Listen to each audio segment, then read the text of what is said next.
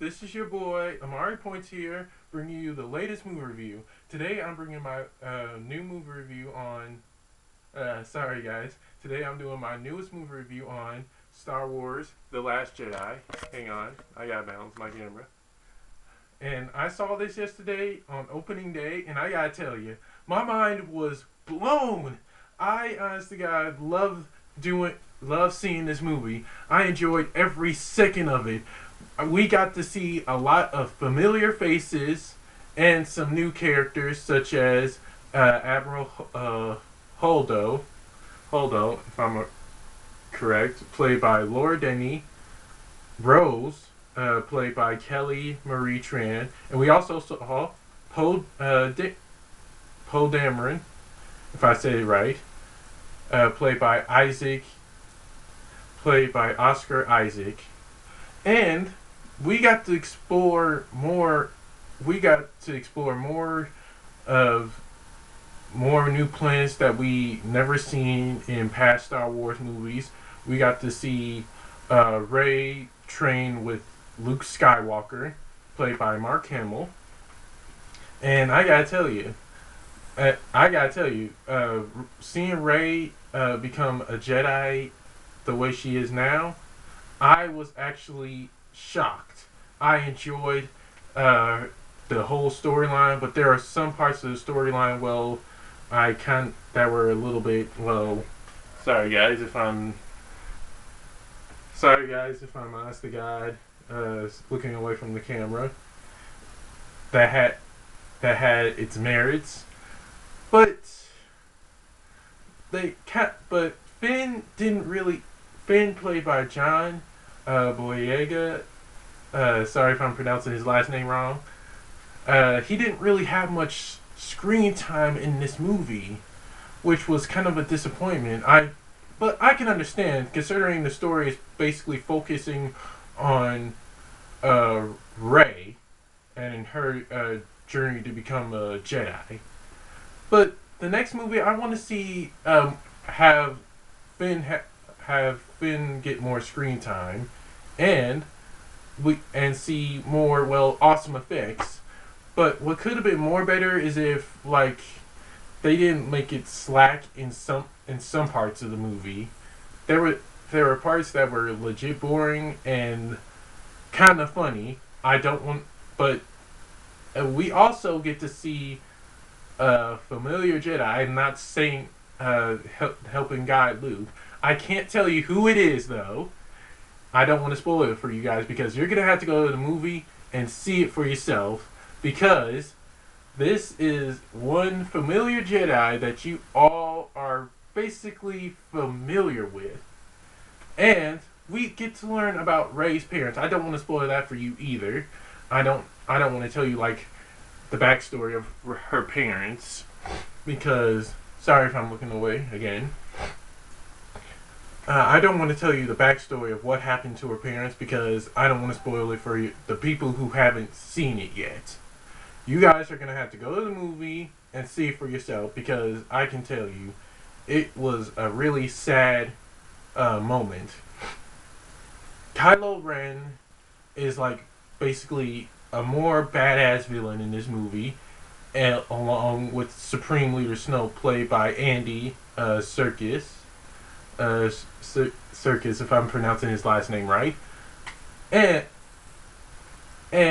the relationship between Rey and Luke, the master and apprentice kind of relationship, they kind of at first Luke didn't really want to train her because she thought she was going to be one of those bad Jedi that we seen in past Star Wars movies. But it turns out she stood on the right path, the path to good, which which I'm really happy for. What everyone else can enjoy about this movie is that, it's Star Wars. If you don't like Star Wars, then something was seriously wrong with your childhood. Every single Star Wars movie had its climactic moment, and this one, it really, really did make The Force Awakens looked like a kiddie movie. This movie was action packed and more fight scenes, more dramatic battles, and everything. Loved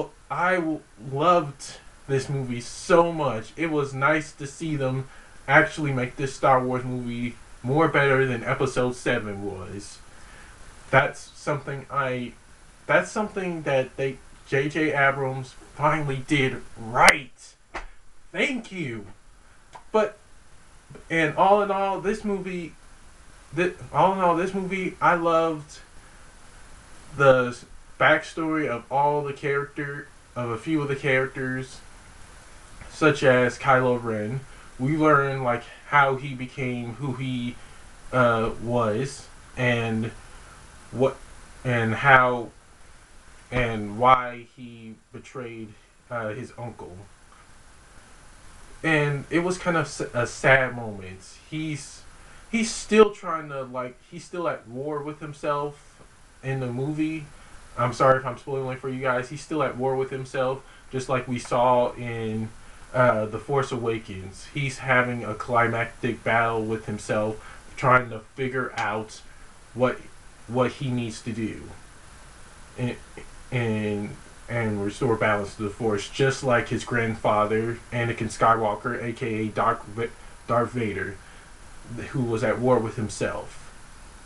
I hope, I hope that episode 9 is a whole lot more better, a lot more climactic than any other Star Wars movie was before it. My bad, guys. And I want to see like special famous cameos in the movie, such as Josh Gad, who is a huge Star Wars fan. I mean, come on, J.J. Abrams, you need to at least have Josh Gad in a Star Wars film. He's an amazing actor, and he deserves to be in a Star Wars movie. Honestly, God, I think he should be. And what else I wanted, and what else I can tell you about this movie? And the late Carrie Fisher, who played Princess Leia, she did amazing on her role as always, and I loved how she portrayed Leia as like this really badass general who basically knows what to do in tough spots, as always. And I'm still pretty sad about how she died last year. I'm just sad how she died last year, and also how she won't she and how she portrayed the princess throughout all these years. No one else can play Princess Leia like Carrie Fisher does. I'm honest to God so glad that she lived a long, happy life, and they did an amazing tribute for her at the end of the movie, which I legit loved. And let's talk about the other actors. Mark Hamill as Luke Skywalker. He is trying to trying to be at one with himself. He disappeared for a reason. I can't tell you what reason that was, because I don't want to spoil any more of the movie for you guys. You're gonna have to see why he disappeared. There's a backstory to why. I just can't tell you what it is. It has something to do with Kylo Ren. That's all I can tell you. Honest to God, that's all I can tell you. But Mark Hamill, he portrayed Luke perfectly like he did in the past. We see him be this amazing teacher to Rey and and teach her the ways of the Force, and in a kind of humorous way. And there were some parts of his character that I was legit laughing on. And Daisy Ridley as Rey, she is like always the strong female character. The strong female character that all these little girls can look up to along with the men. I'm actually glad she stepped up her game than she did in The Force Awakens. She is perfect, strong, and more able to take care of herself than like all the other female characters in the Star Wars universe. She doesn't kid around when it comes to fighting.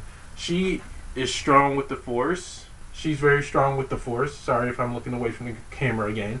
She's very strong with the Force. She knows how to she knows how to use a lightsaber when it comes to a battle. When it comes to a battle with Kylo Ren, we all seen that. Everyone who's seen Star Wars: The Force Awakens, you know how it all went down with her and Kylo Ren. and I hope and I hope I really do see her play a huge role along with the rest of the characters in the next Star Wars movie, as always. And Finn, we don't really get to see much of him. Like I said before, we he kind of has some like short parts in this movie, but I was hoping he would have a huge role in this one. But considering ever since his battle with Kylo Ren, I could understand that. But what could have been great is if he had more screen time. He Finn is that stormtrooper who betrayed the First Order to fight for some, to honest to God, fight for his own will, fight for what he believes in. I want I want to see Finn get more screen time in the next Star Wars movie. He deserves that much. I literally believe that. He needs more screen time, and I think they should give him more screen time in the next one. And all in all, the effects and everything were just perfect. They, honest to God, didn't skip out on anything when they took the time to make this movie. They made sure that this was going to be a perfect Star Wars film. I, honest to God, was on the edge of my seat, as always, when I saw this. This movie was the best movie of 2017, aside from Thor Ragnarok. There's no competition in that movie, but it's up there. But it's getting up there. Thor Ragnarok is getting up there. And I almost forgot the other character, Rose. She's the new addition to the Star Wars family. She is very strong, like Rey is. She knows what to do in tough spots, and she has a really sad backstory as well. I can't say what it is, but it's very sad and heartbreaking. I don't. I hope when you guys see this movie, you can go. You will understand what what kind of past Rose had long, long when the First Order arrived. And all in all, like I said, this movie was legit amazing. I hope that the next Star Wars movie, lives up to this, lives up to Episode 8 expectations. That is something I really want to see happen. And on to the rating. I give Star Wars: The Last Jedi an A plus. Sorry if you guys can see it. Let me know if you can see it. It's an A plus. Because they didn't, like I said, they didn't skip out on anything when they made this movie. It was a whole lot better than The Force Awakens. It did make me fall asleep. It did make me fall asleep like I almost did on The Force Awakens. And what I loved most is that it was kind of more darker. This movie was kind of more darker than The Force Awakens was, and it was more intense. Lots of intense scenes, intense battles, everything. I loved I loved how this movie was just so incredible that I, honest to God, legit almost peed my pants because I didn't want to go to the bathroom. I stayed through the whole thing without leaving my seat. I didn't want to miss a single scene of the movie. I mean, and that's it for my movie review. Don't forget to like, comment, subscribe, and share. And be sure to click that little notification bell at the bottom of my video to get notified when my next video is. Take care, God bless, and may the force be with you. Peace.